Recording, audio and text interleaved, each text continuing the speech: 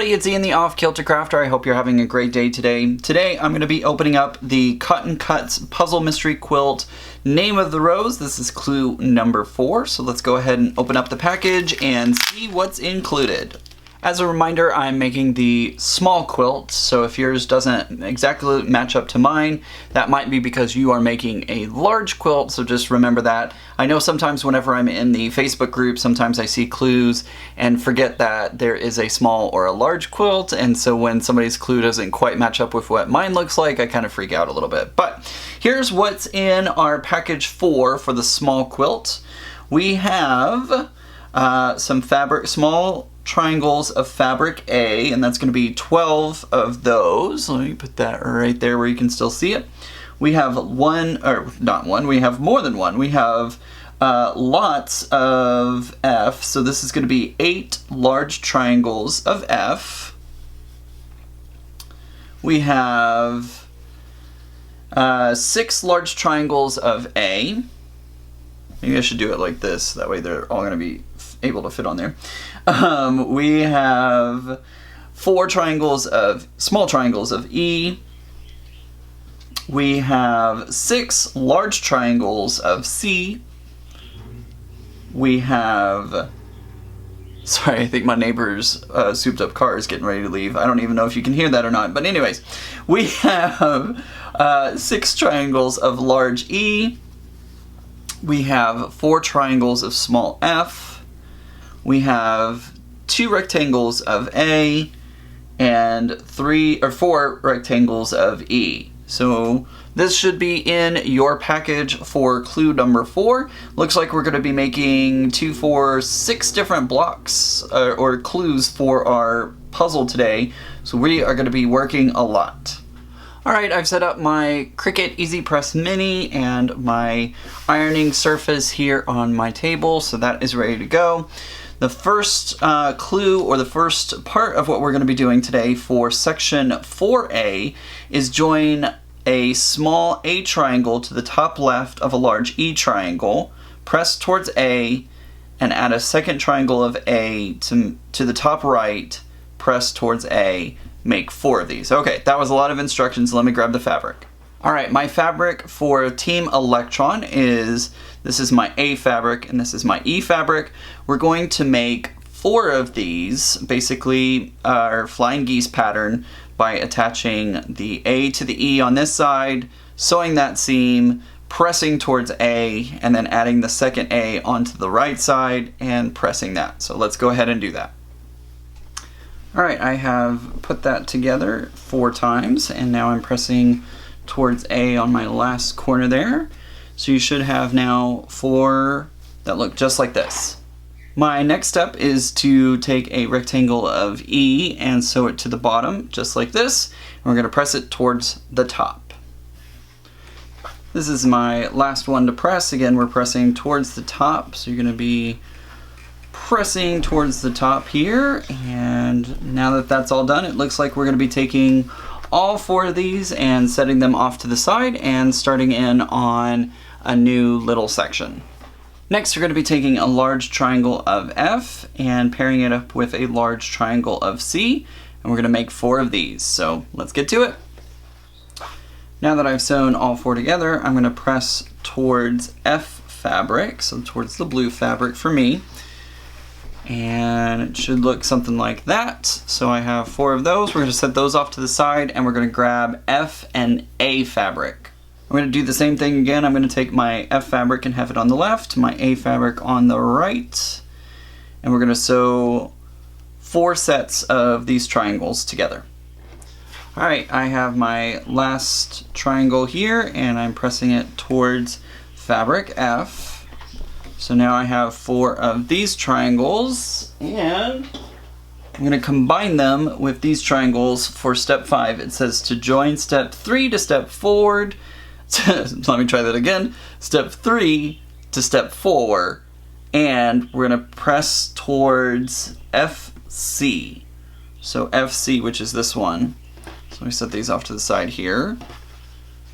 basically what it's going to look like is we're going to sew these together like this, and then we're going to press towards our blue and our red fabrics for this one specifically. But again, you'll press towards FC, and it actually is supposed to look more like this. So there we go. All right, let's sew all 4 of these up. All right, I'm just pressing my last one here again towards F and C, so the blue and red fabric for the electron quilt. And now what we're going to do is we're going to take our bottom part here and combine it with step 5, so that way we have something that looks kind of like that. All right, I've sewn my pieces together, and I'm just going to press it towards the top now.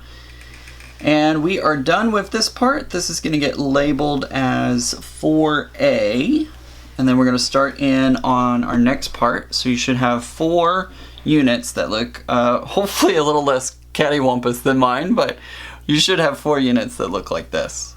Okay, starting off section 4B, we're going to do, this feels so familiar, we're doing this part again. We're going to do A, E, A, and we're sewing another flying geese block. Basically, we're going to do that 2 times. All right, you've seen me make enough of these blocks. You know how those go together and which way to press. So now we're going to do a block of, or a triangle, I should say, of C and E. So we'll have E on either side. We'll sew the left side first, then the right side. Same thing, just different colors. All right, I have gotten my 2 parts of the instructions so far. So we have the AEA and the ECE. What we're going to do is we're going to take these 2 and put them together, so that way it forms that kind of chevron pattern right there. So we're making 2 of these just like this. We're going to fold this part over here and sew along this line right here, and then when it's all said and done with, we're going to press towards the top. So let's do that. All right, we have put our 2 pieces together. We're pressing towards the top, just like that. This is really an interesting pattern. I'm loving this quilt so much. I love all the vibrant colors and everything that's going along with it. So here are our 2 pieces right here. It looks like we're going to set this aside and finish out with another set of instructions. All right, next up we're going to take FAF fabric and we're going to put them together like a flying geese block. Same thing. New colors. I feel like by the end of this quilt, we will all be very proficient in flying geese blocks. Once again, when you're pressing on these flying geese, make sure you're pressing out towards the outer fabric. In this case, it's going to be F for your quilt. And now what we're going to do is we're going to take our fabric A and we're going to sew this to the bottom of these 2 flying geese. So that way, have 2 that look like that. So let's go ahead and sew these together. All right, whenever we're pressing, we're going to be pressing towards our rectangle of A down at the very bottom. So I'm going to do it just like this. Press it towards, whoops, press it towards the rectangle of A. And so now what we're going to do is we're going to attach the rectangle, or the squares, I should say, so that way they match up like this. So that's how it should look whenever we finish with it. All right, now that we've gotten it all sewn together, I'm going to press these to the bottom, it says in the instructions. So I'm going to press this towards the bottom. There's a little bit of a lump right here because of that point from the block a little lower, that flying geese block below it. So I'm having to like kind of work with it a little bit. It takes a little bit of time, but you should be able to smooth it out quite nicely. So whenever you're all said and done with it, they should look like this, although be it hopefully not as wonky. This one's kind of leaning over a little bit, but you know, that's why it doesn't have to be perfection. So here are our 2 pieces, and yeah, these are, wow, one of mine is like way off from the other. Gotta love imperfection, right? Anyways, all right, so these are now done, and you are going to label these as 4B. So I'm gonna grab one of the other ones that we did. So whenever you're done, you should have 4 that look like this and label them 4A, and then 2 that should look like this and label them 4B. So that's going to do it for today's puzzle mystery quilt pieces. I hope you enjoyed today's video. Oh, look at that. This red arrow's going this way and this one's going... Oh, man. I just love all the different patterns and everything. Can't wait to see how these all turn out. All right. Hope you enjoyed this video. If you did, give it a thumbs up. Let YouTube know that you like my video. That helps out my channel a lot. Also, clicking the subscribe button and clicking the bell notification icon also helps my channel and lets you know whenever I post a new video or go live. I hope everybody has a great day. And remember, guys, normal's just sitting on the dryer. Bye. It's weird to wave like this, but bye.